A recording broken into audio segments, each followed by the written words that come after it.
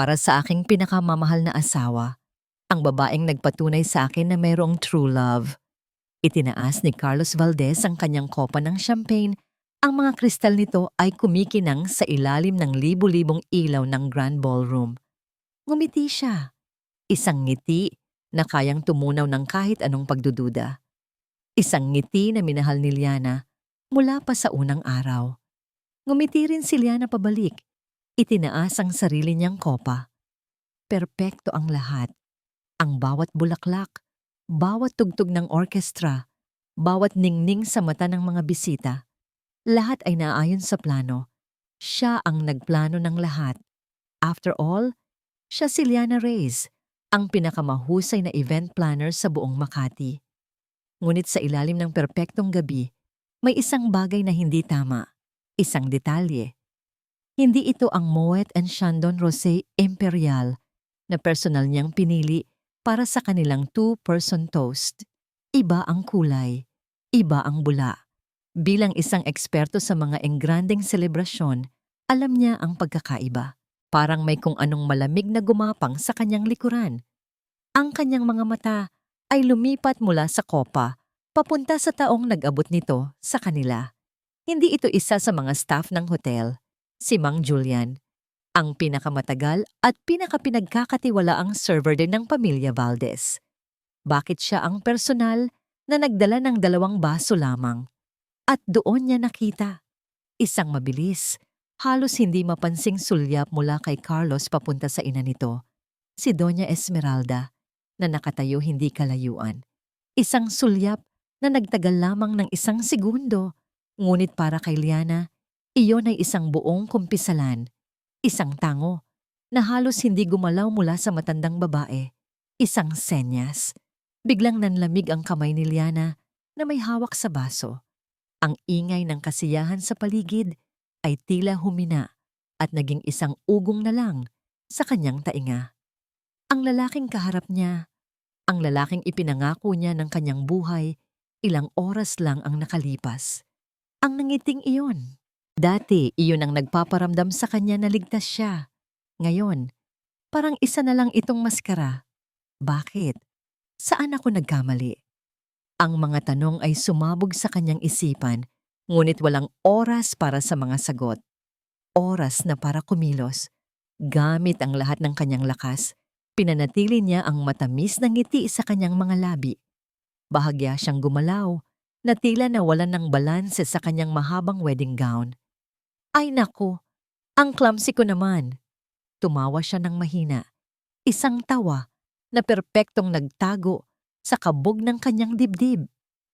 Sa mabilis na pagkilos na yon, habang ang atensyon ng lahat ay nasa kanyang pagkakadulas, ang kanyang mga kamay ay nagkapalit ng pwesto.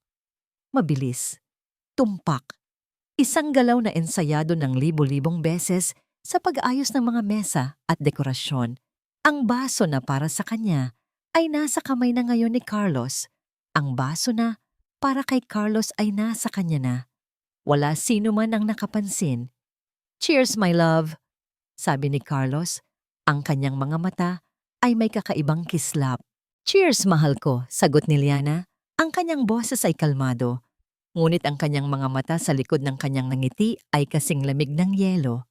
Pinanood niya itong itaas ang baso sa labi nito. Isang simula o isang katapusan? Tanong niya sa sarili. Ininom niya ang champagne. Uminom din si Liana, ngunit idinikit lamang niya ang baso sa kanyang mga labi. Pinanood niya si Carlos. Pinanood niya itong lunukin ang sarili nitong lason.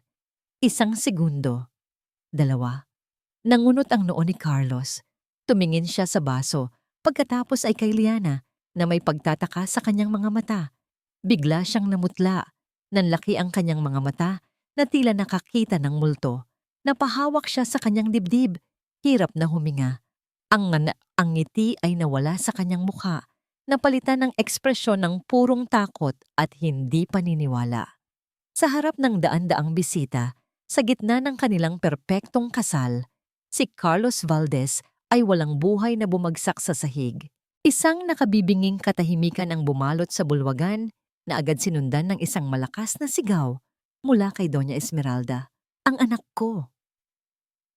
Ang sigaw ni Doña Esmeralda ay parang punyal na humiwa sa katahimikan. Agad na sumunod ang kaguluhan. Ang mga bulungan ay naging sigawan. Ang mga bisita ay napatayo. Ang iba'y nagmamadaling kinuha ang kanilang mga cellphone para kunan ng video ang eksena. Ang perpektong selebrasyon ay naging isang bangungot sa loob lamang ng ilang segundo.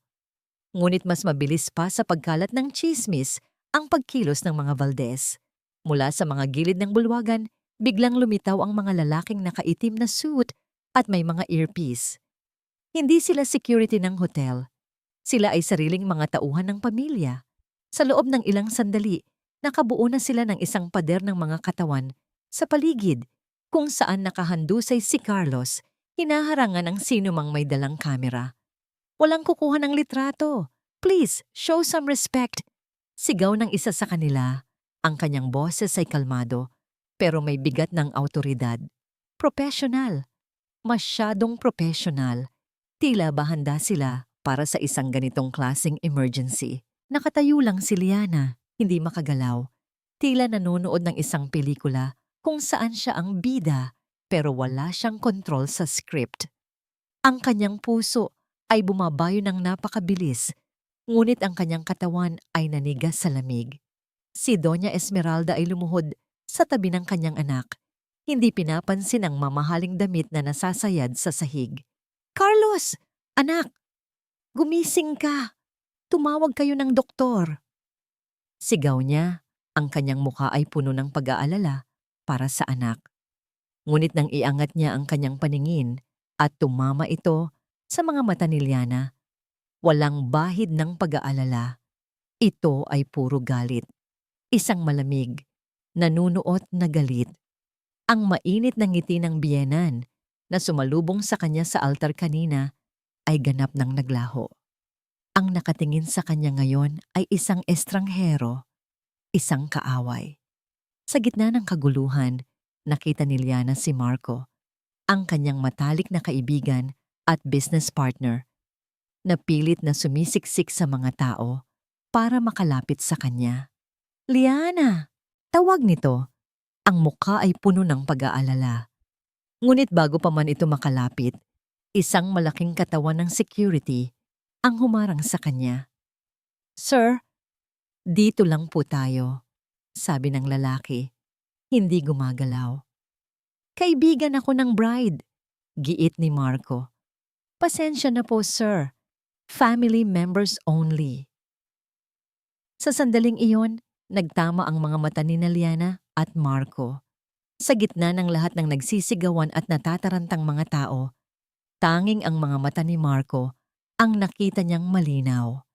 Walang salitang namutawi, ngunit ang kanyang mga mata ay malinaw na nagtatanong, ayos ka lang? Umiling si Liana ng bahagya. Isang galaw na siya lang at si Marco ang nakaintindi, hindi. Isang lalaking nakaeleganting barong Tagalog ang lumapit kay Doña Esmeralda at bumulong. Si Attorney Sandoval, ang abogado ng pamilya Valdez. Tumango si Doña Esmeralda, saka muling tumingin kay Liana. Ang kanyang mga mata ay parang 2 piraso ng yelo. Sandoval, ayusin mo to. Utos niya. Ang boses ay mahina, ngunit matalas. Dahan-dahang lumapit si Attorney Sandoval kay Liana. Ang kanyang mukha ay walang emosyon, na tila sanay na sa ganitong mga sitwasyon.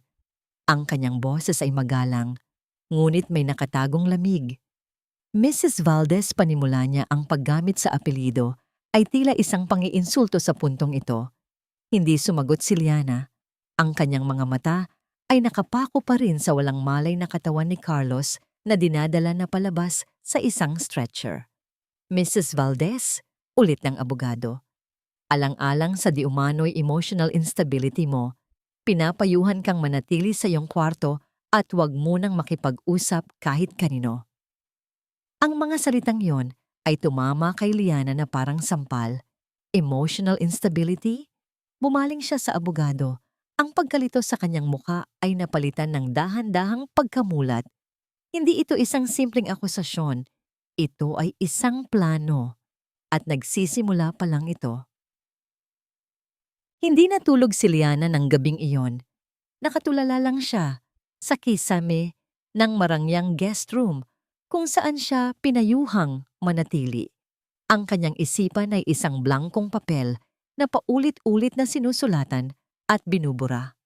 Ang bawat detalye ng gabi, ang maling champagne, ang sulyap, ang pagbagsak ni Carlos ay paulit-ulit na naglalaro sa kanyang utak. Ang kanyang magandang wedding gown ay nakasampay sa isang silya sa sulok na tila isang multo mula sa isang buhay na hindi na sa kanya. Kinaumagahan, dalawang katulong ang kumatok sa kanyang pinto. Ang mga mukha nila, na dati laging may magalang na ngiti para sa kanya, ay ngayon ay malamig at walang ekspresyon. "Pinapatawag na po kayo ni Senyora Esmeralda sa baba," sabi ng isa, hindi man lang tumitingin sa kanyang mga mata. Pagbaba niya, naroon si Doña Esmeralda sa paanan ng engrandeng hagdanan, nakasuot ng itim na bestida na tila ba nagluluksana. Sa tabi niya ay si Attorney Sandoval at dalawang security guard. "Good morning, Liana," bati ni Doña Esmeralda. Ang kanyang boses ay kalmado na may halong yelo. "Sana ay nakapag-isip-isip ka na. Nasaan si Carlos? Gusto ko siyang makita," maring sabi ni Liana. Isang mapaklang tawa ang kumawala sa bibig ng matanda. "Ang anak ko ay nagpapagaling mula sa iyong insidente at hindi mo na siya kailanman makikita o makakausap pa. Wala kayong karapatan. Ako ang ina niya," putol ni Doña Esmeralda. Ang bawat salita ay may diin. "At sa bahay na ito, ako ang may karapatan. You are no longer welcome here." Hindi makapaniwala si Liana. "Pinalalayas niyo ako? I am merely asking you to leave." Pagtatama nito, "Ang mga gamit mo ay ipapadala na lang namin kung saan mo man gusto. For now, you can take your handbag and go." Habang dinadala siya ng mga gwardiya palabas, napadaan sila sa library kung saan nag-uusap sina Doña Esmeralda at ang abogado nito. Hindi nila napansin na bahagyang bumagal ang lakad ni Liana. "Gawin mo ang lahat," narinig niyang sabi ni Esmeralda. Ang boses ay puno ng galit. "Siguraduhin mong hindi malalaman ni Senator Romero ang nangyari. This stays within the family." Senator Romero, bago pa man niya maproseso ang pangalan, nasa labas na siya ng pinto. Ang malaking bakal na tarangkahan ng mansyon na may malaking letrang V sa gitna ay dahan-dahang nagsara sa kanyang likuran. Isang malakas na kalabog ang tunog nito, na tila isinasara ang isang kabanata ng kanyang buhay. Ilang oras lang ang nakalipas, buong pagmamalaki siyang pumasok sa taranglahang yon bilang bagong Mrs. Valdez. Ngayon, nakatayo siyang mag-isa sa labas, itinapon na parang basura. Kinuha niya ang kanyang cellphone mula sa kanyang Hermes bag. Nanginginig ang kanyang mga kamay habang dinadial niya ang numero ng kanyang personal banker. "Good morning. This is Liana Reyes Valdez. I just want to check on my accounts." "One moment po, ma'am." Narinig niya ang pagtipa sa keyboard. "Ma'am Liana, I'm sorry po. Pero ang joint savings and checking account ninyo po ni Mr. Carlos Valdez ay na-freeze po as of 7 a.m. today, upon the request of the primary account holder's legal counsel." Parang may bumuhos na malamig na tubig sa buong katawan ni Liana. "What? Paano yung personal savings account ko?" "Ma'am, a transfer was made yesterday afternoon, transferring all the funds from your personal account to the joint account. The request was digitally signed by you po." Hindi. Hindi niya iyon ginawa. Pinatay niya ang tawag. Ang kanyang paghinga ay bumibilis. Wala siyang pera. Wala siyang bahay. Wala siyang asawa. Biglang nag-vibrate ang kanyang telepono. Isang email mula sa kanyang sariling abogado. Binuksan niya ito. Ang kanyang puso ay kumakabog ng malakas. Subject: Urgent Guardianship Petition filed by the Valdez family. Ang kanyang mga mata ay mabilis na binasa ang mga legal na termino, ngunit dalawang parirala ang tumatak sa kanyang isipan na tila nakasulat sa apoy. filed a petition for legal guardianship over Mr. Carlos Valdez. Citing Mrs. Liana Reyes Valdez's recent erratic behavior and documented mental instability as a clear and present danger to her husband and the family's assets. Nakatayo si Liana sa gilid ng kalsada sa Makati. Ang ingay ng mga busina at ang init ng araw ay tila hindi niya nararamdaman. Ang tanging naririnig niya ay ang mga salitang paulit-ulit na umiikot sa kanyang utak. Mental instability, clear and present danger. Ito pala ang kanilang plano. Hindi lang siya basta itatapon. Dudurugin siya. Gagawin siyang sinungaling, isang baliw sa mata ng lahat, para ang anumang sabihin niya laban sa kanila ay walang maniniwala. Napatingin siya sa kanyang paligid. Ang mga nagtataasang gusali, ang mga mamahaling sasakyan. Ito ang mundo niya. Ang mundong pinaghirapan niyang buuin para sa kanyang sarili. At ngayon, para siyang isang dayuhan dito. Kinuha niya ang kanyang telepono. Nag-scroll siya sa kanyang contacts. Napakaraming pangalan, mga kliyente, mga suppliers, mga kaibigan na kasama niyang uminom ng champagne kagabi. Ngunit sa lahat ng mga pangalang iyon, isa lang ang alam niyang tunay na makikinig. Isa lang ang hindi siya huhusgahan. Pinindot niya ang pangalan. Marco, isang ring lang. Sumagot agad ito. Na tila ba hinihintay ang tawag niya. Liana, nasaan ka? Hindi niya napigilan ang panginginig ng kanyang boses. Marco, Oma, wala na. Nasaan ka? Ulit nito, mas mariin, pero may halong pag-aalala. Tell me your location. Papunta na ako. Ibinigay niya ang address at pagkatapos ng 10 minuto, isang itim na SUV ang huminto sa kanyang tapat. Bumaba si Marco, hindi nagtanong, hindi nagsalita. Pinagbuksan lang siya ng pinto, inalalayan papasok, at ibinigay sa kanya ang isang bote ng tubig. Tahimik lang sila sa buong biyahe. Walang tanong na kailangang sagutin. Ang katahimikan sa loob ng sasakyan ay sapat na para iparamdam kay Liana na may isang taong nakakaintindi. Dinala siya ni Marco sa apartment nito sa BGC. Simple lang ito, malinis at masarap sa pakiramdam. Malayo sa malamig at malawak na mansyon ng mga Valdez. Dito, pakiramdam niya ay pwede siyang huminga. Umupo si Liana sa sofa, yakap-yakap ang kanyang bag na parang ito na lang ang natitirang pag-aari niya sa mundo. Hindi nagsalita si Marco. Pumasok lang ito sa kusina. Pagbalik niya, may dala siyang isang baso ng maligamgam na tubig at isang makapal na kumot. Dahan-dahan niyang inilapag ang baso sa mesa sa harap ni Liana at ipinatong ang kumot sa kanyang mga balikat. Ang simpleng gesto na iyon ang tuluyang bumasag sa lahat ng pader na itinatayo ni Liana sa paligid ng kanyang puso. Ang unang hikbi ay mahina lang. Ngunit sinundan ito ng isa pa at isa pa hanggang sa ang kanyang mga balikat ay nayayanig na sa tindi ng kanyang pag-iyak. Umiyak siya para sa nawalang tiwala, para sa nasirang pangarap, para sa kahihiyahiyan, para sa takot. Inilabas niya ang lahat ng sakit na kinimkim niya sa loob ng nakalipas na 12 oras. Hindi siya niyakap ni Marco. Hindi siya sinabihan na okay lang ang lahat. Hinayaan lang siya nitong umiyak. Isang tahimik na presensya sa tabi niya. Isang haligi na hindi matitibag. Isang angkla sa gitna ng bagyo. Nang sa wakas ay naubos na ang kanyang mga luha, tanging pagod na lang ang natira. Nakabalot sa kumot, nakatingin sa kawalan. Ang kanyang isipan ay nagsimulang luminaw. Ang emosyon ay napalitan ng lohika. Ang utak ng isang event planner ay nagsimulang gumana. Inulit niya ang bawat segundo ng reception sa kanyang isipan. Hindi bilang isang bride, kundi bilang isang coordinator. Ang flow ng programa, ang cues, ang staff deployment, ang posisyon ng bawat tao, ang champagne, ang pagdating ni Mang Julian, ang sulyap, at pagkatapos, Isang alaala ang biglang pumasok sa kanyang isipan.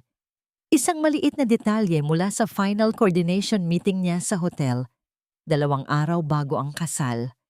Isang standard procedure na lagi niyang ginagawa para sa lahat ng kanyang malalaking event. Bigla siyang napaupo ng tuwid. Ang pagod sa kanyang mga mata ay napalitan ng isang biglaang kislap. Isang kislap ng pag-asa, isang kislap ng apoy. Napatingin sa kanya si Marco. "Liana?" Tumingin si Liana sa kanya. Ang kanyang boses ay nanginginig pa rin. Ngunit ngayon ay mayroon ng laman. May bigat, may determination. Yung CCTV footage sa service hallway ng hotel, sabi niya, na tila kinakausap ang sarili. Kinausap ko ang banquet manager na isave ang lahat ng footage for 1 week for documentation. Kailangan kong makuha yon. Kinabukasan ang apartment ni Marco ay naging isang war room. Ang coffee table ay puno ng mga papel at isang laptop. "Okay, so ang plano, tatawagan mo ang hotel?" Tanong ni Marco, habang iniaabot kay Liana ang isang tasa ng mainit na kape. Tumango si Liana, ang kanyang mga mata ay determinadong nakatutok sa screen ng kanyang laptop. "Kilala ko si Mr. Reyes, ang banquet operations manager. Ako ang pinakamalaki nilang kliyente last year. May konting goodwill pa siguro ako doon." "Paano kung ayaw pumayag?" "I won't ask for a copy." Paliwanag ni Liana. Ang kanyang utak ay tumatakbo na parang isang general na nagpaplano ng atake. "I'll just ask him to confirm if the footage is safe and secure." Sasabihin kong, "It's for my personal documentation, para sa portfolio ko." Standard request yon, hindi ka hinahinala. May tiwala sa kanyang boses. Ito ang kanyang mundo. Alam niya ang mga patakaran. Alam niya kung paano laruin ang laro. Huminga siya ng malalim at dinialang numero. "Mr. Reyes, good morning. Liana Reyes here." "Ma'am Liana, good morning po. And congratulations po ulit sa kasal ninyo." Masiglang bati ng lalaki sa kabilang linya, ngunit may bahagyang kaba sa tono nito. "Thank you, Robert. I hope everything was satisfactory last night. Wala namang naging problema sa side ninyo?" Professional na tanong ni Liana. "Naku, wala po ma'am. Everything went smoothly po as planned." "Good to hear. Mabilis lang to, Robert. I just want to follow up on my standard request. Na-secure naman yung CCTV footage for the whole event, right? Especially sa service hallways." Nagkaroon ng isang maikling, hindi komportableng katahimikan sa kabilang linya. About that po, Ma'am Liana." Nag-aalangang sagot ni Mr. Reyes. May pumunta na po kasi dito kaninang madaling araw. Si Attorney Sandoval po, abogado ng mga Valdez. Nanigas ang mga daliri ni Liana sa hawak na telepono. "They had a court order, ma'am, to seal all the footage from last night. Nasa kanila na po ang lahat ng kopya. We were instructed not to release it to anyone else." Parang isang suntok sa sikmura ang balita. Naunahan na naman sila. Huminga ng malalim si Liana. Pinipigilan ang pagkadismaya sa kanyang boses. "I see. Okay, Robert. Salamat sa impormasyon." Ibinaba niya ang telepono. Napasandal siya sa sofa. Ang pag-asa na naramdaman niya kanina ay unti-unting nawawala. Nakuha na nila. Nakuha na nila ang lahat. Napabuntong hininga si Marco. They're always one step ahead. Umupo si Liana ng tuwid. Tumingin siya kay Marco at ang apoy sa kanyang mga mata ay muling nag-alab. "Kung hindi natin makuha ang video, kukunin natin ang tao sa video." Kinuha niya ang isang table napkin at isang ballpen. Ang grand ballroom ay may 4 na service entrances, sabi niya, habang mabilis na iginuguhit ang floor plan mula sa memorya. Base sa pwesto ng presidential table, ang champagne toast ay dapat manggaling sa service entrance B. Pero nakita ko si Mang Julian na galing sa service entrance D malapit sa kusina. It's inefficient. Hindi yun ang tamang protocol. Iginuhit niya ang landas na tinahak ng matanda. He avoided the main traffic para walang makapansin sa dala niya. Binuksan niya ang kanyang laptop at hinanap ang isang file. Valdez raised nuptials, final staffing and deployment. Kailangan ko ang listahan ng lahat ng roaming staff at ang kanilang assignments, sabi niya. Scroll, click. Ang kanyang mga daliri ay mabilis na gumalaw. Hindi hotel staff si Mang Julian. Inassign siya ng Valdez family bilang personal butler kay Carlos. Iyon ang dahilan kung bakit malaya siyang nakakapasok kahit saan. Scroll, click. Aha, got it.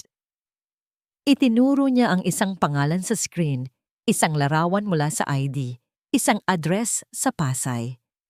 Nestor Reyes. Ang pangalan niya ay Mang Nestor, ang personal server ng pamilya Valdez. Tumayo sila ni Marco. Let's go!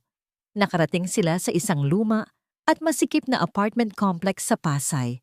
Ang kaibahan nito sa maranyang mundo ng Makati ay napakalaki. Nagtanong-tanong sila sa isang maliit na tindahan sa kanto. Ah, si Mang Nestor? Sabi ng matandang babae na nagbabantay. Oo, kilala ko yan. Mabait na tao yan. Nandyan po ba siya? Tanong ni Marco. Umiling ang babae habang nagpupunas ng baso. Naku, wala na. Umalis kaninang-kanina lang. Nag-empake, sabi. Nag-resign na daw sa trabaho niya. Uuwi na daw ng probinsya. Biglaan nga eh. Umuwi ng probinsya? Ang mga salita ng tindera ay parang isang pader na biglang humarang sa kanilang dinadaanan. Napatingin si Neliana at Marco sa isa't isa. Hindi ito nagkataon lang. Masyadong malinis. Masyadong mabilis. May problema ba, mga iho? Iha? Tanong ng matanda. Na tila napansin ang pagkadismaya sa kanilang mga mukha. Ngumiti si Liana ng pilit. Wala po. May ipapaabot lang po sana kaming pasasalamat sa kanya. Sige po. Salamat po. Habang naglalakad sila pabalik sa sasakyan, hindi mapigilan ni Liana ang pagkayamot. They got to him first. Pinatahimik na nila siya. Binayaran para umalis. O tinakot, dagdag ni Marco. Ang kanyang mukha ay seryoso. Pagpasok sa kotse, isinandal ni Liana ang kanyang ulo sa bintana. Pinapanood ang mga gusali ng Makati na tila nangungutya sa kanya mula sa malayo. Ang bawat pinto na kanyang sinusubukang buksan ay isinasara sa kanyang mukha. Para siyang nakikipaglaban sa isang multo na hindi niya makita pero ramdam niya ang kapangyarihan.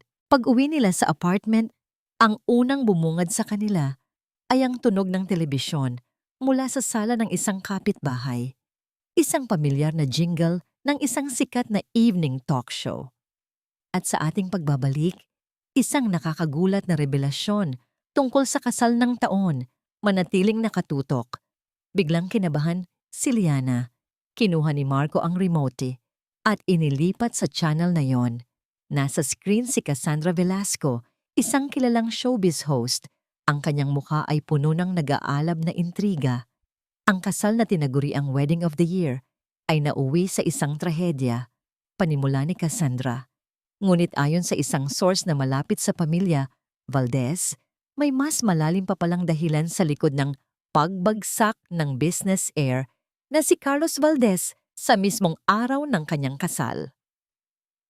Isang larawan ni Liana at Carlos noong kanilang engagement party ang lumitaw sa screen. Masaya sila. Walang kamalay-malay. Ayon sa ating source, pagpapatuloy ng host. Ang bride, ang kilalang event planner na si Liana Reyes, ay di umano'y may history ng emotional outbursts at instability. Nagsimula daw ang lahat ng malaman umano ni Liana na hindi niya makukuha ang inaasahan niyang mana mula sa pamilya Valdez dahil sa isang mahigpit na prenuptial agreement. Nanlamig ang buong katawan ni Liana. Napatitig siya sa screen, hindi makapaniwala sa kanyang naririnig. Ang ating source ay nagsabi na di umano, sa isang desperadong hakbang, si Liana mismo ang nagplano ng eksena sa reception. Ang layunin, upang ilagay sa kahihiyan si Carlos at ang pamilya nito at gamitin ang insidente para i-contest ang prenuptial agreement. Pinakita sa screen ang isang larawan ni Liana mula sa kasal. Ang kanyang nangiti, na dati simbolo ng kaligayahan, ngayon ay ginagamit para magmukha siyang isang mapagpanggap na sinungaling. Ang larawan ay may malaking titulo sa ilalim, Kasal o Kasalanan. Pinatay ni Marco ang telebisyon. Nakatulala lang si Liana sa blankong screen. Ang kanilang mga akusasyon sa korte ay isa. Pero ang gawin itong isang pampublikong sirko, ang sirain ang kanyang pangalan, ang kanyang reputasyon, na pinaghirapan niya ng maraming taon. Ito ay ibang klase ng kalupitan. Hindi na lang ito tungkol sa pera o sa kasal. Ito ay tungkol sa pagwasak sa kanyang pagkatao. Ikinuyom niya ang kanyang mga kamao, ang kanyang mga kuko ay bumaon sa kanyang palad. Ang sakit ay nagpaalala sa kanya na totoo ang lahat ng ito. Biglang tumunog ang kanyang telepono. Isang unregistered number. Nanyuyuas siya. Ngunit sinagot din ito. Hello? Isang pamilyar. Nanginginig na boses ng isang lalaki ang sumagot mula sa kabilang linya. Halos pabulong. Ma'am Liana? Napatayo si Liana. Kilala niya ang boses na yon. Ma'am Liana, si Nestor po ito. Yung server po. Nag-pause ito at narinig ni Liana ang isang malalim na paghinga na tila nag-iipon ng lakas ng loob. Tulungan niyo po ako. Natatakot ako para sa pamilya ko. Nasaan ka, Mang Nestor? Agad na tanong ni Liana. Ang kanyang boses ay mahina, ngunit puno ng pagkaapurahan. Ligtas ka ba? Nasa probinsya na po, ma'am. Sagot ng nanginginig na boses. Pinauwi po nila ako. Binigyan ng pera. Malaki po. Sabi nila, wag na daw po akong babalik ng Maynila. Pero hindi po ako mapakali, ma'am. Ang konsensya ko po. Mang Nestor, makinig ka. Magkita tayo. Sabi ni Liana, sabihin mo lang kung saan. Pupuntahan kita. Huwag kang matakot. Pumayag si Mang Nestor na makipagkita kinabukasan sa isang maliit na simbahan sa bayan nito sa Laguna. Sa wakas, may isang tao nang handang magsalita. Sa wakas, isang piraso ng pag-asa ang nagpakita. Ito na ang pagkakataong mailabas ang katotohanan. Ngunit ang panatag na loob na naramdaman ni Liana ay hindi nagtagal. Kinagabihan, habang nag-uusap sila ni Marco tungkol sa kanilang plano at ang posibleng epekto ng testimonya ni Mang Nestor, isang malakas at matikas na katok ang narinig nila mula sa pinto ng apartment. Nagkatinginan sila, may kakaibang kaba sa kanilang mga dibdib. Hindi sila nag-e-expect ng bisita. Sumilip si Marco sa peephole. Nanlaki ang kanyang mga mata. Liana, si Doña Esmeralda. Nanlamig ang dugo ni Liana. Paano? Paano niya nalaman na nandito siya? Ang pakiramdam na laging may nakabantay ay totoo pala. Huwag mong bubuksan. Bulong niya. Ang kanyang puso ay kumabog ng mabilis. Ngunit huli na. Isang magalang ngunit mapilit na boses ang narinig nila mula sa labas. I know you're in there, Liana. And Marco, kung hindi ninyo ako pagbubuksan, tatawag ako ng security ng building. Ayaw naman nating gumawa ng eksena, hindi ba? Ang bawat salita ay may dalang bigat ng kapangyarihan at pagbabanta. Walang nagawa si Marco kundi buksan ang pinto. Pumasok si Doña Esmeralda, hindi nag-iisa. Nakasunod sa kanya si Attorney Sandoval. Ang kanyang mukha ay walang emosyon. Ang matanda ay nakasuot ng isang Chanel tweed suit. Ang kanyang tindig ay kalmado at may dignidad na tila ba bumisita lamang sa isang kapitbahay. Ngunit ang kanyang mga mata ay matalas at nanunuri sa bawat sulok ng simpleng apartment na tila naghahanap ng anumang kapintasan. So, this is where you've been hiding, sabi niya. Ang kanyang tono ay walang bahid ng panghuhusga, pero ramdam ni Liana ang insulto. Ang pagiging simple ng lugar ni Marco ay tila isang kumpirmasyon sa pagtingin ng matanda na si Liana ay iba sa kanila. Ano po ang kailangan ninyo? Mariing tanong ni Liana. nakatayo sa pagitan ng matanda at ni Marco, na tila nagsisilbing proteksyon. Hindi siya sinagot ni Doña Esmeralda. Sa halip, lumingon ito kay Attorney Sandoval. Iwan mo muna kami, Sandoval, at ikaw din, Marco. Gusto kong makausap si Liana ng masinsinan bilang isang ina. Sa isang anak.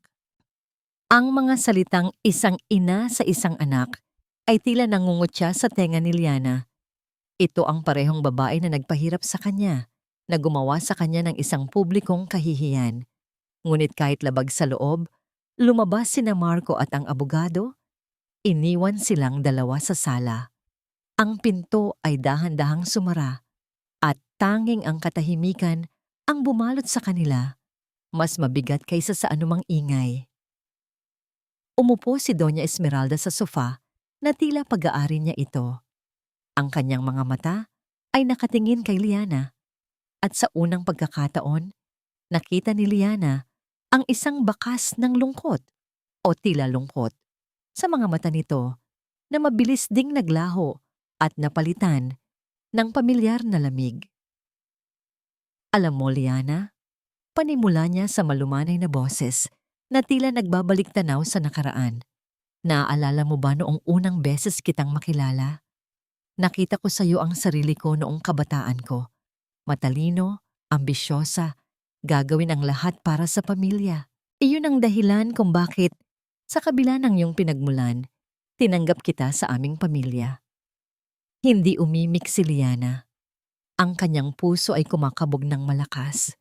Naaalala mo rin ba? Pagpapatuloy nito, ang kanyang boses ay unti-unting lumalim at bumigat.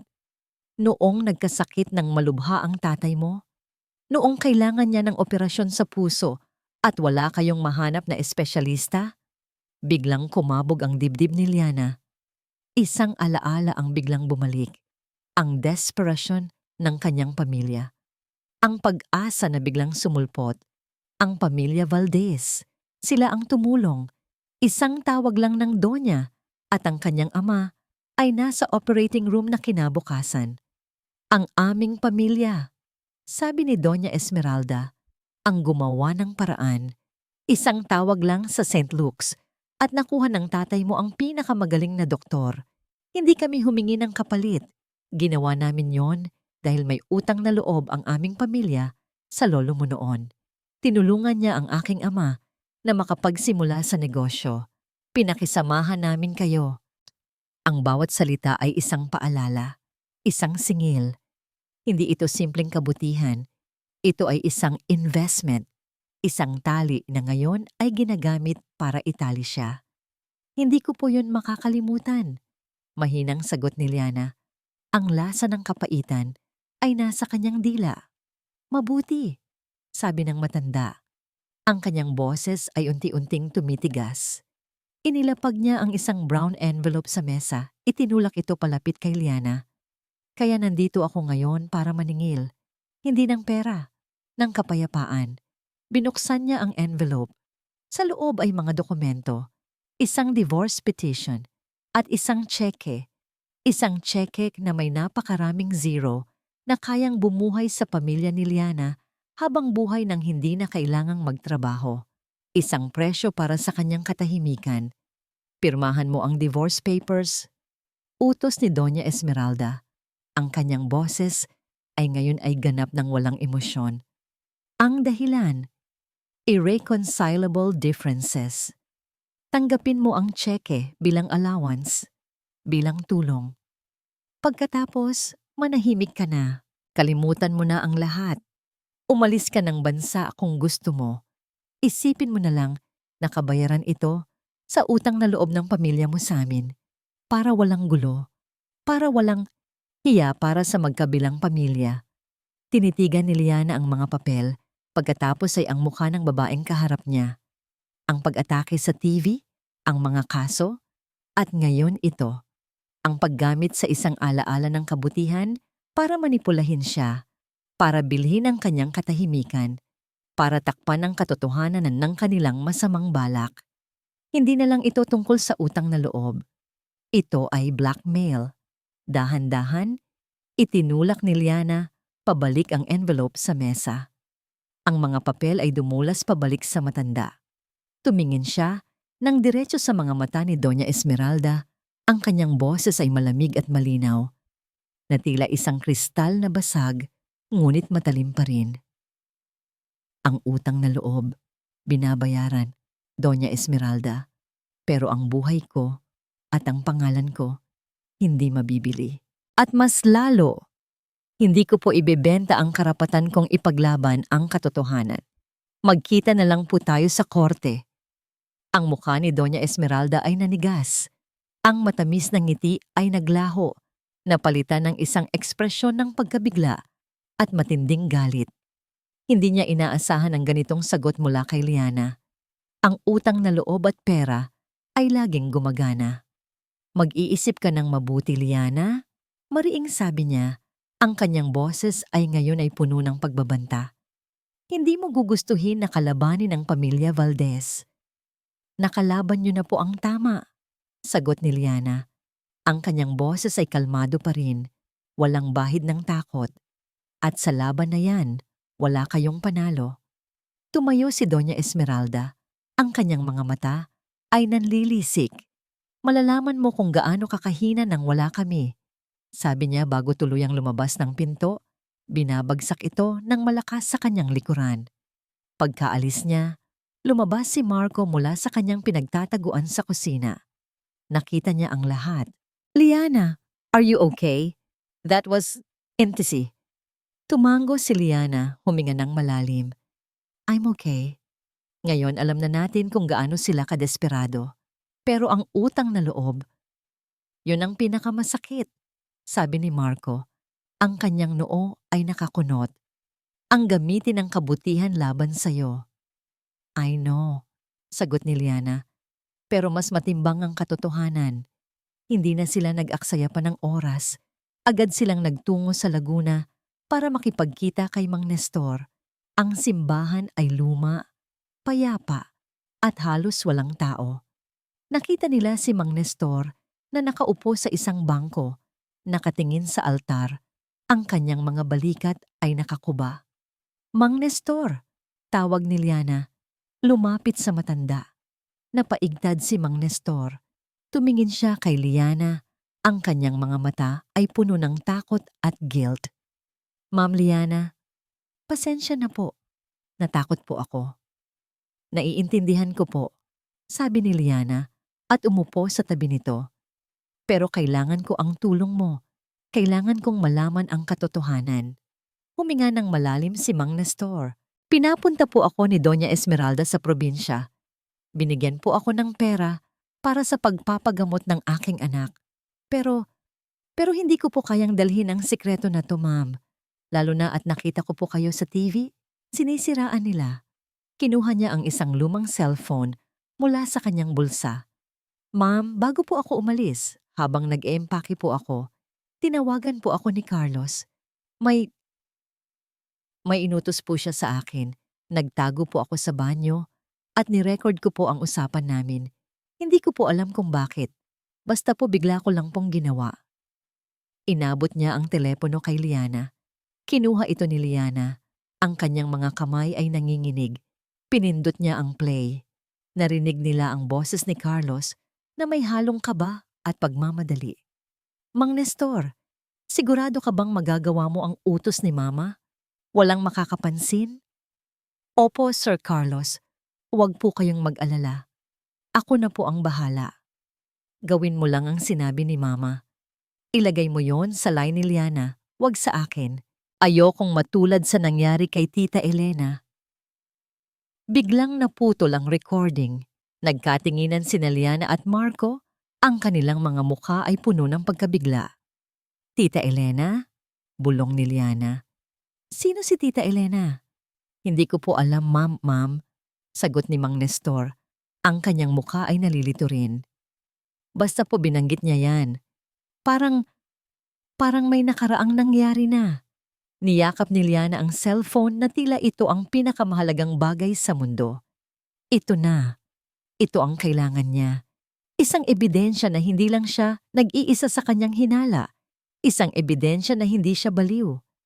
Maraming salamat po, Mang Nestor. sabi ni Liana. Ang kanyang boses ay puno ng pasasalamat. Hindi ko po kalilimutan ang ginawa ninyo. Habang pabalik sila sa Maynila, ang salitang Tita Elena ay patuloy na umalingaw-ngaw sa isipan ni Liana. Isang pangalan na tila may malalim na koneksyon sa madilim na lihim ng pamilya Valdez. Marco, kailangan nating malaman kung sino si Tita Elena, sabi ni Liana, at kung ano ang nangyari sa kanya. I'm on it, sagot ni Marco. Ang kanyang mga mata ay nakatutok sa kalsada, ngunit ang kanyang isipan ay abala na sa paghahanap ng mga sagot. Bumalik sina Liana at Marco sa apartment. Ang enerhiya sa kanilang pagitan ay palpable.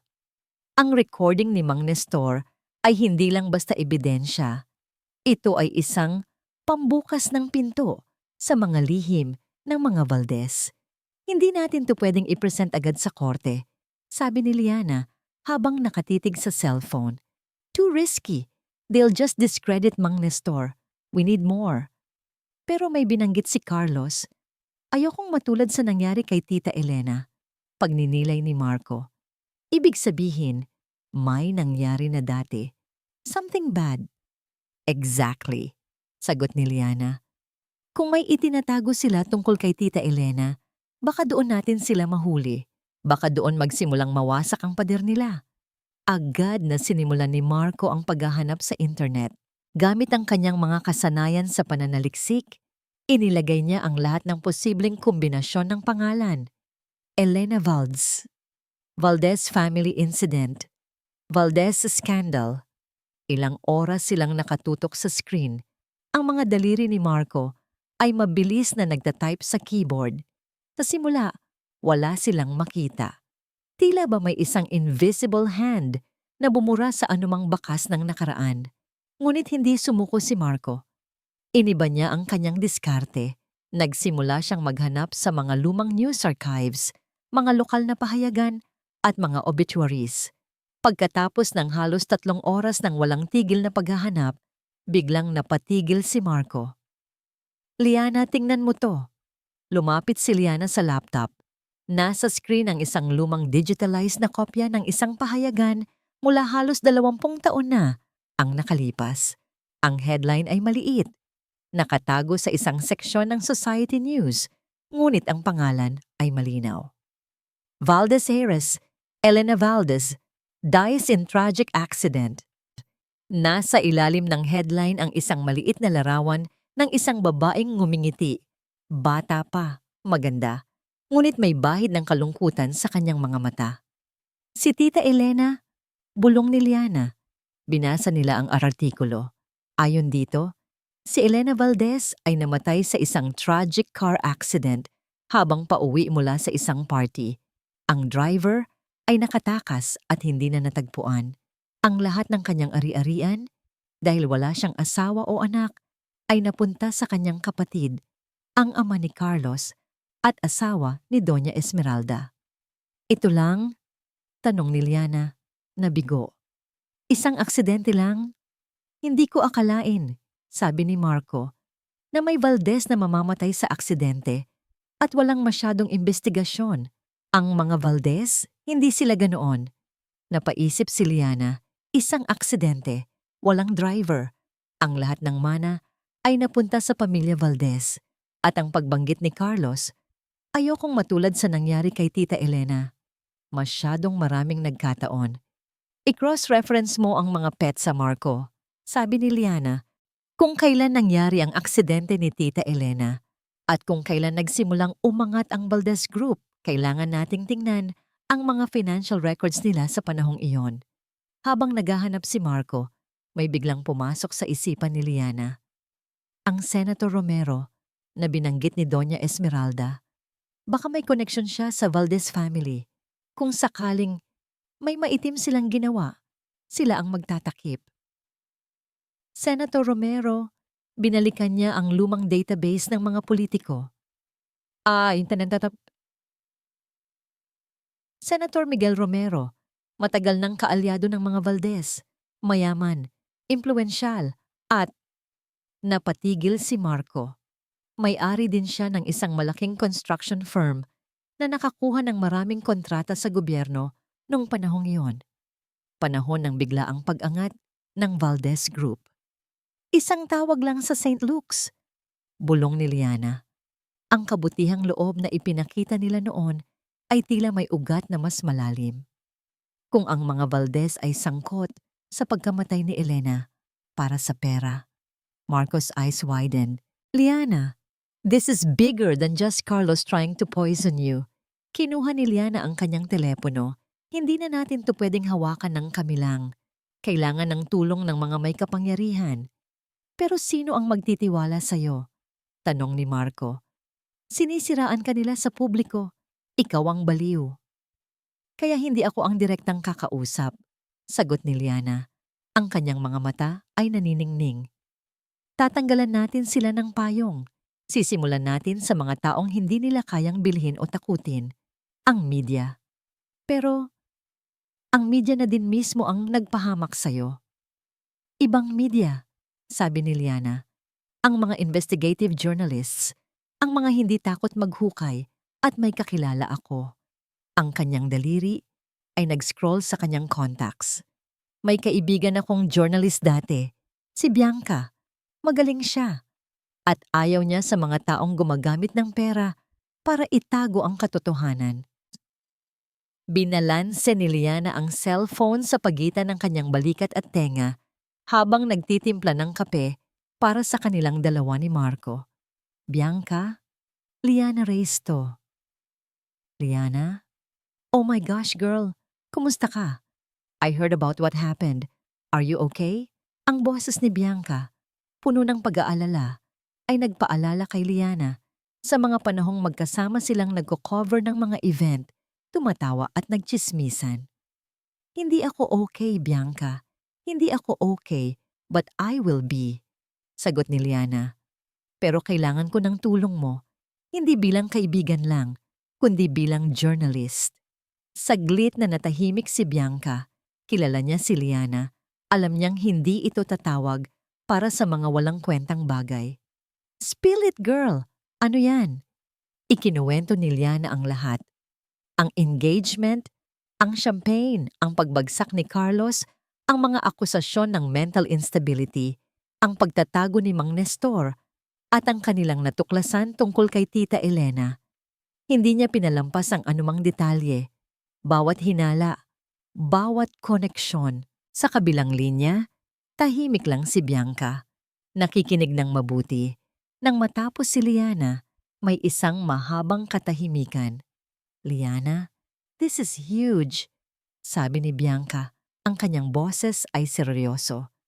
If this is true, this could take down the Valdez Empire and Senator Romero.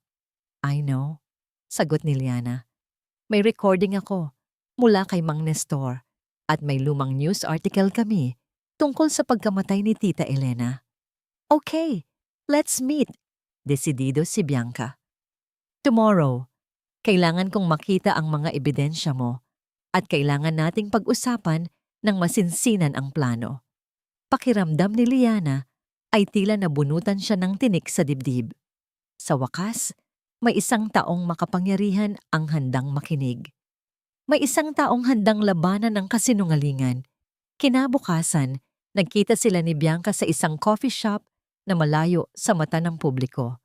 Ipinakita ni Liana ang recording at ang mga dokumentong nakuha nila tungkol kay Tita Elena. Maingat na pinakinggan ni Bianca ang recording.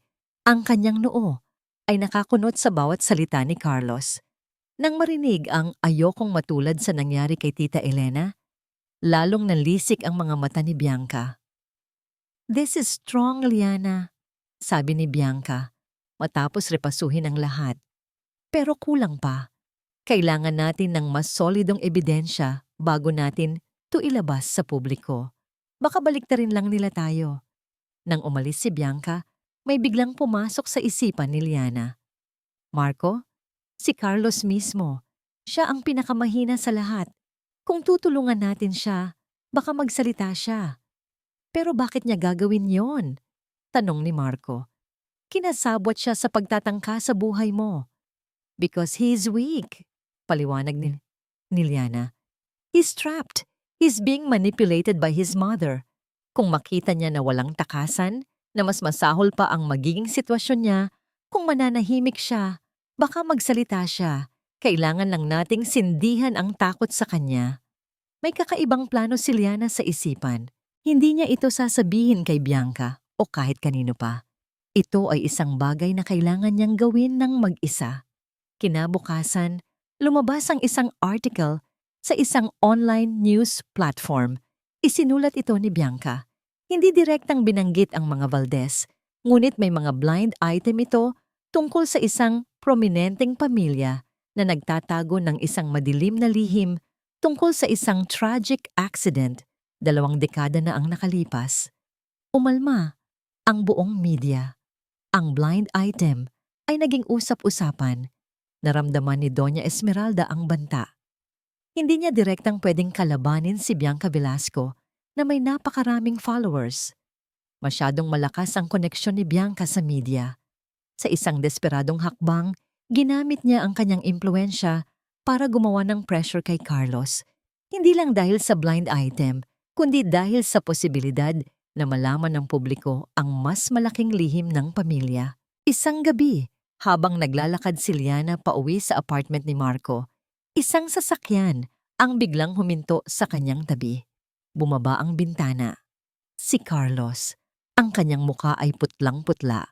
Ang kanyang mga mata ay litong-lito at puno ng takot. Liana, kailangan nating mag-usap, sabi niya. Ang kanyang boses ay halos pabulong. Kailangan mong itigil to. Malaking gulo ang mangyayari. Hindi na ako ang gumagawa ng gulo, Carlos, sagot ni Liana. Ang kanyang boses ay malamig. Ikaw at ang nanay mo ang nagsimula nito.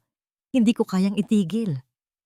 Hindi mo naiintindihan, sabi ni Carlos. Ang kanyang mga mata ay nanlalaki. Si Mama, hindi kanya papatayin. Hindi tulad ng ginawa niya kay Tita Elena.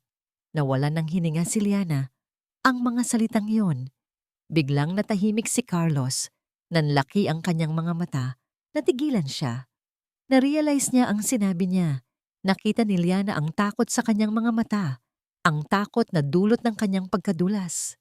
Biglang bumukas ang pinto sa likuran ng sasakyan ni Carlos. Isang anino ang lumabas. Si Marco. May hawak na cellphone na may nakabukas na kamera. Nirecord ko ang lahat, Carlos, sabi ni Marco. Ang kanyang boses ay kalmado, ngunit may pagbabanta. Ang bawat salita. Hindi kanya papatayin, hindi tulad ng ginawa niya kay Tita Elena. Ang mukha ni Carlos ay naging putlang-putla, na tila nawalan ng lahat ng kulay. Nanlaki ang kanyang mga mata, ang kanyang bibig ay nakanganga ngunit walang salitang lumabas. Hindi niya inaasahan na may kasama si Liana.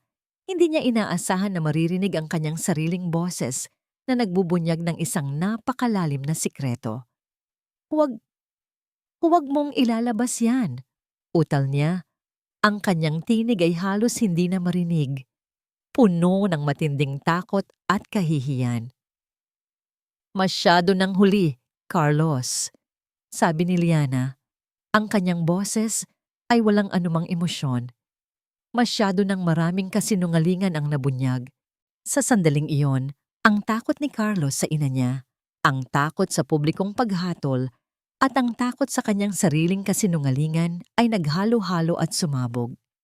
Tumalikod siya at mabilis na pumasok sa kanyang sasakyan. Umalis ng walang lingon-likod.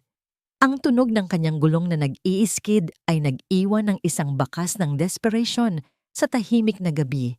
Naiwan si Liana at Marco, ang video recording ay nasa kamay na nila. Mayroon na tayo, sabi ni Marco. Ang kanyang boses ay may halong pagkabigla at triumho. Sapat na ito para durugin sila. Hindi lang sa kaso mo, Liana, pati na rin sa kaso ni Tita Elena. Tinitigan ni Liana ang cellphone ni Marco. Ang mukha ni Carlos sa video ay isang paalala ng kanyang kahinaan, ng kanyang pagiging biktima rin ng kanyang sariling ina. Ngunit mas matimbang pa rin ang galit ni Liana sa kung paano siya ginamit, kung paano siya muntik nang mawalan ng buhay. Hindi ko to ididiretso sa pulis, Marco, sabi ni Liana. Ang kanyang mga mata ay naniningning sa isang kakaibang liwanag. Gusto kong malaman ng lahat. Gusto kong maramdaman nila ang hiya na ginawa nila sa akin. Naintindihan ni Marco. Hindi lang ito tungkol sa legalidad. Ito ay tungkol sa moralidad, sa pagbawi ng dignidad, at sa paggamit ng pinakamalaking sandata laban sa mga Valdez, ang kanilang reputasyon. Anong plano mo? Tanong ni Marco. Alam ko na ang Valdez Group ay mag-hold ng isang press conference bukas ng umaga, paliwanag ni Liana, para i-announce ang bago nilang partnership with a foreign investor, para i-cover up ang mga usap-usapan, para linisin ang pangalan nila. At gusto kong maging ako ang headline nila, putol ni Liana. Isang malamig na ngiti ang sumilay sa kanyang mga labi. Magplano tayo ng isang event, Marco. Ang pinakamalaking event na nagawa natin. Kinabukasan, isang kakaibang tensyon ang bumalot sa mga balita. Ang blind item ni Bianca ay patuloy na nag-iingay. Ang mga Valdez ay kailangang magpakita ng lakas. Samantala, abala si Liana at Marco sa paghahanda. Hindi para sa isang kasal, kundi para sa isang pagbubunyag. Gumamit si Liana ng kanyang mga koneksyon sa industriya ng media, mga kaibigan at kasamahan na dati binibigyan niya ng exclusive access sa kanyang mga engranding events. Ngayon, ginamit niya ang parehong estratehiya para sa ibang layunin. Gusto kong may media pass kayo para sa press conference ng Valdez bukas, sabi ni Liana sa isang contact. Pati na rin ang isang slot sa Q&A. May isang malaking istorya akong ibibigay sa inyo. Gabi na. Mag-isa si Liana sa apartment. Kinuha niya ang kanyang lumang wedding album. Tinitigan niya ang mga larawan, ang kanyang masayang mukha. Ang ngiti ni Carlos, ang pag-asa na naramdaman niya noon. Biglang inilapag niya ang album. Pumunta siya sa isang maliit na simbahan sa malapit. Hindi para magdasal sa Diyos, kundi para maghanap ng kapayapaan sa kanyang sarili. Umupo siya sa isang bangko, ang katahimikan ay bumalot sa kanya. Hindi siya naghahanap ng paghihiganti. Naghahanap siya ng katarungan, ng katotohanan, at ng kalayaan. Inilagay niya ang kanyang kamay sa kanyang dibdib. Ang kanyang puso ay kumabog ng payapa. Handang-handa na siya. Kinaumagahan. Ang Grand Ballroom ng Makati Convention Center ay puno ng mga mamamahayag, mga kamera at flashbulbs. Ang press conference ng Valdez Group ay magsisimula na. Isang maingat na inihandang palabas upang baliktarin ang negatibong naratibo at ipakita ang lakas ng kanilang imperyo. Sa likod ng entablado, abala si Doña Esmeralda. Ang kanyang muka ay may maskara ng kumpiyansa, ngunit ang kanyang mga mata ay nanunuri sa bawat sulok ng silid. Sa tabi niya si Carlos, na payat at tila matamlay. Ang kanyang mga mata ay walang buhay. Hindi niya alam ang mangyayari. Samantala, tahimik na naglalakad si Liana sa gitna ng kaguluhan, nakasuot ng isang simpleng itim na blazer at pantalon. Walang make-up. Ang kanyang buhok ay nakatali sa isang simpleng ponytail. Sa kanyang kamay ay isang media pass. Isang pass na may pangalan ng isa sa mga kaibigan niyang journalist na may bahagyang binagong larawan para sa disguise. Walang sino man ang nakakilala sa kanya. Umupo siya sa pinakalikod na bahagi ng silid, sa tabi ng isa sa mga kasamahan ni Bianca na siyang may hawak ng slot sa Q&A. Tila isa lang siyang ordinaryong mamamahayag na abala sa pag-aayos ng kanyang kamera. Bumukas ang kurtina sa entablado. Lumabas si Doña Esmeralda, sinundan ni Carlos at ng isang bagong foreign investor. Kinawayan ni Doña Esmeralda ang mga mamamahayag. Ang kanyang ngiti ay perpekto, puno ng biyaya at kapangyarihan. Nagsimula silang magsalita tungkol sa kanilang exciting new venture, ang kanilang bright future, at ang kanilang commitment to transparency. Habang nagsasalita si Doña Esmeralda, tinitigan siya ni Liana mula sa malayo. Isang babaeng ginamit ang kanyang kapangyarihan at yaman para manipulahin ang katotohanan. Lumipas ang mahabang oras ng presentasyon. Nang matapos, dumating ang pinakahihintay na Q&A portion. Any questions? Tanong ng moderator. Ilang kamay ang itinaas. Sumenya si Liana sa kasamahan ni Bianca. Tumayo ang kaibigan niya. Yes, Mr. Lim? Good morning, Valdez family. Panimula ng journalist. May tanong po ako para kay Doña Esmeralda. Sa gitna po ng mga usap-usapan, paano po ninyo sisiguraduhin sa publiko at sa inyong mga investors ang transparency ng Valdez Group, lalo na po't may mga naglalabasang blind items tungkol sa isang madilim na lihim sa inyong nakaraan na may kinalaman po sa isang trahedya 2 dekada na ang nakalipas? Nagkaroon ng bulungan sa mga mamamahayag. Nagulat si Doña Esmeralda, ngunit agad niyang kinontrol ang kanyang ekspresyon. Those are baseless rumors. Matigas niyang sagot. Pure fabrication from jealous individuals. Paano po kung ang jealous individual na yon ay may hawak na matibay na ebidensya, Doña Esmeralda? Tanong ng journalist at lumingon kay Liana. Dahan-dahang tumayo si Liana. Tinanggal niya ang kanyang salamin sa mata. Ibinaba niya ang kanyang media pass. Ang kanyang mga mata ay diretso kay Doña Esmeralda. At paano po kung ang jealous individual na ito ay ako? Sabi ni Liana, ang kanyang boses ay malinaw at matigas, na umalingaw-ngaw sa buong silid. Isang nakakabinging katahimikan ang bumalot sa buong ballroom. Parang huminto ang oras. Ang mga mata ng lahat ay napako kay Liana. Doña Esmeralda's eyes widened in shock. Ang kanyang mukha ay naging putlang-putla. Si Carlos ay napatayo. Ang kanyang mga mata ay nanlalaki, puno ng pagkadismaya. Liana Reyes! Sigaw ng isang mamamahayag. Security! Get her out of here! Sigaw ni Doña Esmeralda. Ang kanyang boses ay nanginginig sa galit, ngunit huli na. Isang malaking screen sa likod ng entablado na dating nagpapakita ng mga corporate slides ay biglang lumiwanag. Narinig ng lahat ang nanginginig na boses ni Mang Nestor sa speaker system ng ballroom. Ayokong matulad sa nangyari kay Tita Elena. Bumilis ang tibok ng puso ng lahat. Ang mga mamamahayag ay nagulantang. Nagsimula silang magpindot ng kamera, kumukuha ng litrato ng naguguluhang mukha ni Carlos at ng nagngangalit na mukha ni Doña Esmeralda. Nang matapos ang recording ni Mang Nestor, isa pang video ang lumabas sa screen.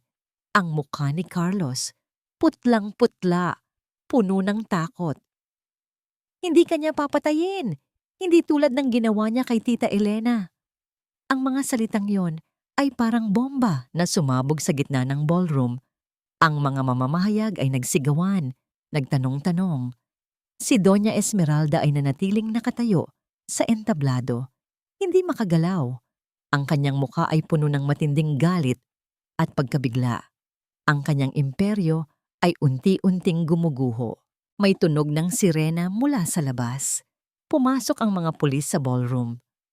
Habang ang kaguluhan ay patuloy na nagaganap, si Liana ay dahan-dahang lumabas ng silid. Hindi siya lumingon. Sa kanyang likuran, ang Valdez Empire ay naghihingalo. Ang balita ay kumalat ng mas mabilis pa sa apoy sa tuyong damo.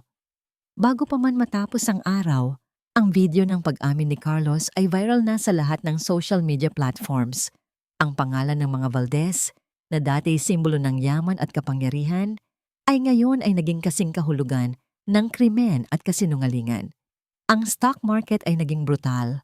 Sa pagbubukas ng merkado kinabukasan, ang shares ng Valdez Group ay bumagsak ng husto, na tila isang batong inihulog mula sa langit. Ang mga investors na dati pumipila para makipag-partner sa kanila ay ngayon ay nag-uunahan sa pag-atras. Ang foreign investor na kasama nila sa entablado ay ang unang naglabas ng pahayag. Kinakansela ang partnership at mariing kinokondena ang unethical practices ng pamilya. Sunod-sunod na ang pagbagsak. Ang imperyong binuo ni Doña Esmeralda sa loob ng maraming dekada ay gumuho sa loob lamang ng 24 na oras. Dahil sa matinding pampublikong panggigipit at sa mga bagong ebidensya, binuksan muli ng mga awtoridad ang kaso ng pagkamatay ni Tita Elena. Sa pagkakataong ito, Hindi na ito isang simpleng aksidente. Ito ay isang full-blown homicide investigation. Si Doña Esmeralda Valdez ay inaresto sa kanyang mansyon, hindi na dahil sa attempted murder kay Liana, kundi bilang pangunahing suspect sa pagkamatay ng kanyang hipag 20 taon na ang nakalipas. Ang kanyang larawan habang isinasakay sa police car, ang kanyang muka ay walang emosyon, ngunit ang kanyang mga mata ay nag-aapoy sa galit, ang naging cover photo ng lahat ng pahayagan. Si Carlos na nahaharap sa kasong conspiracy at sa posibilidad na masangkot sa mas malaking kasalanan ng kanyang ina ay tuluyang bumigay. Sa isang sandali ng huling pagsisisi o marahil ay takot sa habambuhay na pagkakakulong, nagpa siyang makipagtulungan sa mga piskal. Isinalaysay niya ang lahat, ang unti-unting pagkalugi ng kanilang kumpanya, ang desperadong plano ng kanyang ina na gamitin si Liana at ang life insurance nito bilang huling alas. Ang madilim na sikreto tungkol sa pagkamatay ni Tita Elena na ginamit ng kanyang ina para kontrolin siya. Habang ang mundo ng mga Valdez ay nagkakagulo, si Liana naman ay tahimik na gumawa ng sarili niyang hakbang. Sa tulong ng kanyang abogado, nag-file siya hindi ng divorce, kundi ng annulment. Ang basehan? Fraud. Ang kasal ay binuo sa isang pundasyon ng panlilinlang, kaya't sa mata ng batas, ito ay dapat ituring na walang bisa mula pa sa simula. Parang isang masamang panaginip na kailangan ng magisingan. Isang hapon, habang nag-aayos siya ng mga gamit sa apartment ni Marco, inabutan siya nito ng isang pahayagan. Si Liana ang nasa front page, ngunit hindi ito ang larawan niya bilang isang biktima o isang babaeng umiiyak. Ito ay ang larawan niya habang papalabas ng convention center. Kalmado, matatag, at may dignidad.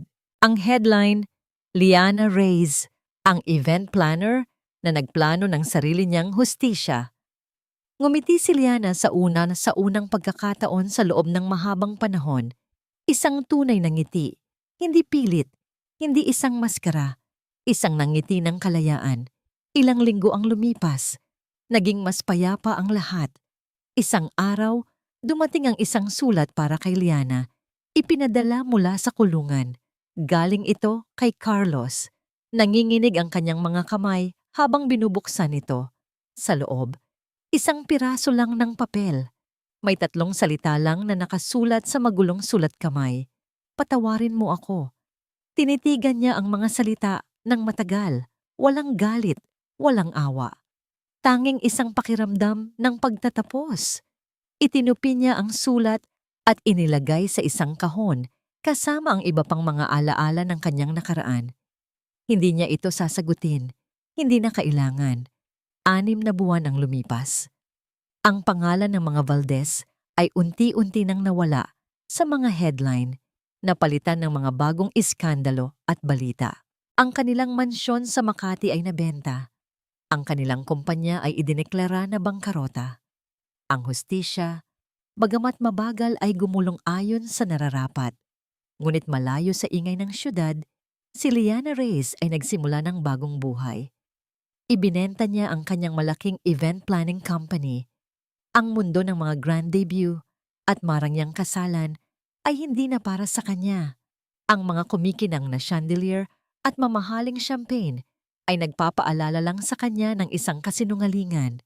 Sa halip, ginamit niya ang bahagi ng kanyang pera para magtayo ng isang maliit na studio sa isang tahimik na lugar sa Tagaytay. Ang pangalan nito, Simula Workshops. Dito, tinuturuan niya ang mga kababaihan mula sa mga kalapit na probinsya ng mga practical skills, event styling, floral arrangement, basic bookkeeping, mga kasanayang makakatulong sa kanila na magsimula ng sarili nilang maliliit na negosyo.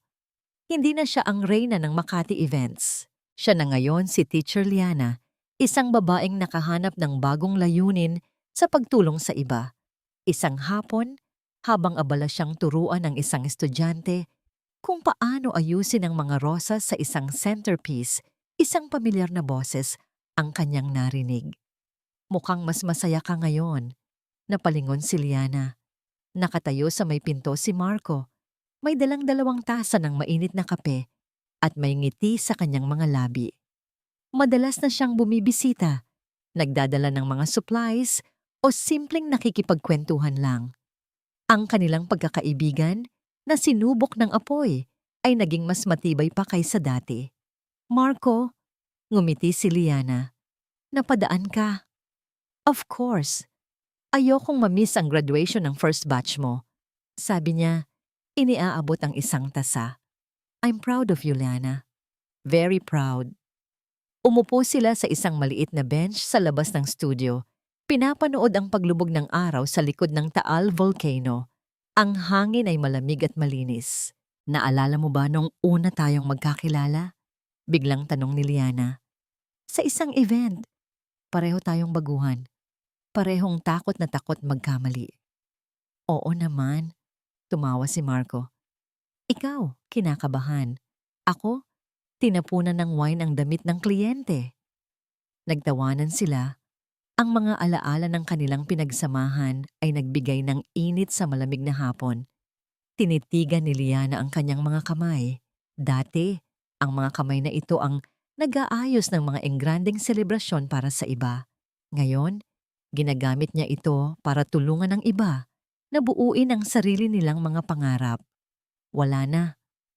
Wala na yung galit. Mahinang sabi niya, na tila kinakausap ang sarili. Yung bigat sa dibdib ko, nawala na.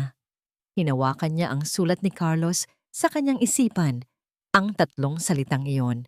Hindi niya ito sinagot, ngunit sa kanyang puso, alam niyang nakahanap na siya ng kapatawaran, hindi para kay Carlos, kundi para sa kanyang sarili, para makalaya. Natahimik sila nang matagal, ninanamnam ang kapayapaan ng sandali. Biglang nagsalita si Marco. Ang kanyang boses ay bahagyang seryoso. You know, I'm planning an event. Napatingin si Liana sa kanya, nagtataka. Talaga? Anong event? Medyo personal project. Sabi ni Marco, umiiwas ng tingin at bahagyang namumula. Ang kliyente ay ako. Ang event ay ang first day of the rest of our lives. Napahinto sa paghinga si Liana. Tumingin si Marco sa kanyang mga mata. Ang kanyang tingin ay puno ng sinseridad at pagmamahal na matagal na niyang itinatago. Ano, Liana? Tatanggapin mo ba ang project? Hindi niya inalok si Liana ng isang engrandeng pangarap o isang perpektong buhay. Sa halip, inilahad niya ang kanyang kamay. Isang imbitasyon, isang simula. Tinitigan ni Liana ang kamay ni Marco. Pagkatapos ay tumingin siya sa mga mata nito. At sa mga matang yon, nakita niya ang kanyang hinaharap, hindi isang marangyang kasal, kundi isang tahimik at totoong pagsasama. Ngumiti si Liliana, isang ngiti na puno ng pag-asa. Project accepted. Isang taon ang lumipas. Ang hangin sa dalampasigan ng Batangas ay may dalang alat at pangako ng bagong simula. Magkahawak kamay na naglalakad sina Liana at Marco sa buhanginan. Ang kanilang mga paa ay hinahaplos ng banayad na alon. Ang araw ay dahan-dahang lumulubog sa kanluran, nag-iiwan ng mga kulay kahel, rosas at lila sa kalangitan.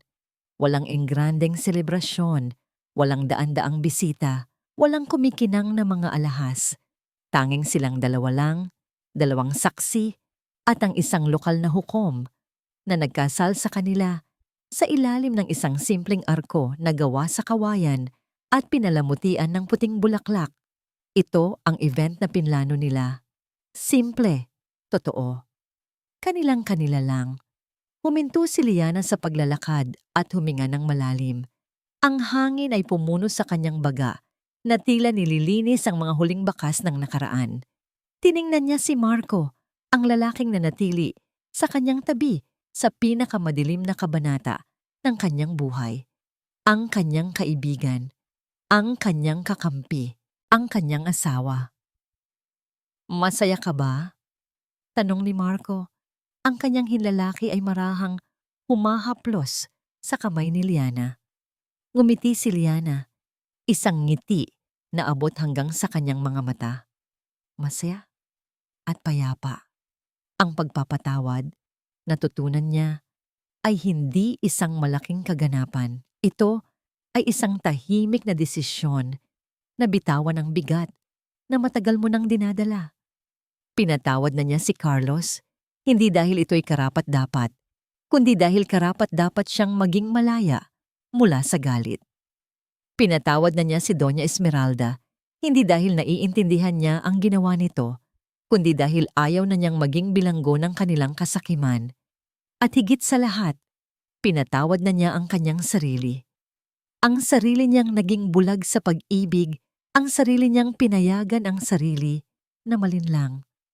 Dahil sa kabila ng lahat, ang babaeng iyon, ang Liana, na dumaan sa apoy, ang nagdala sa kanya kung nasaan siya ngayon, mas matatag, mas matalino, mas buo. Ang naging aral sa kanya ay hindi tungkol sa paghihiganti o sa pagbagsak ng isang imperyo. Ang aral ay nasa pagtuklas ng sariling lakas sa gitna ng matinding sakit.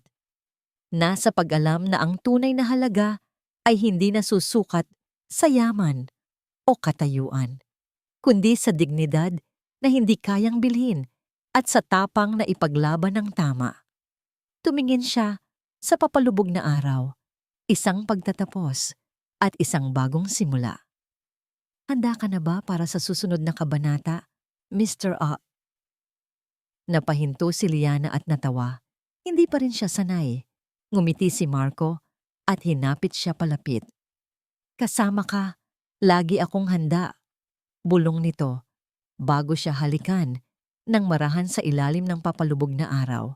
Sa paghampas ng mga alon, tila ibinubulong ng dagat ang isang walang hanggang katotohanan na pagkatapos ng pinakamalakas na bagyo, laging may kapayapaan na naghihintay sa dalampasigan. At para kay Liana, ang kapayapaan ay sa wakas, narating na niya.